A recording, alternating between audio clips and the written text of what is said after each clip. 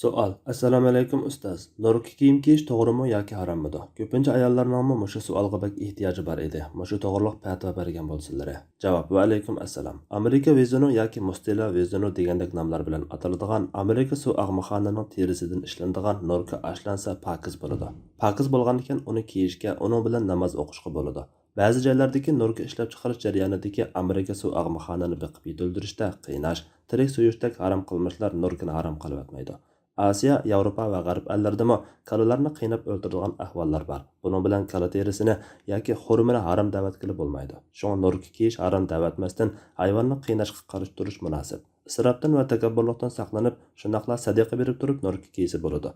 Hadis sharifda Nabiy sallallohu alayhi va sallam isrof qilmasdan yoki takabburlik qilmasdan yeb ichinglar, kiyinglar, sadiq qilinglar degan. Ibn Abbos radhiyallohu anhuma senda isrofxo'rlik bilan takabburlikdan iborat ikki illat bo'lib qolmasla, xohlaganingni yeb, xohlaganingni kiyib bergan degan.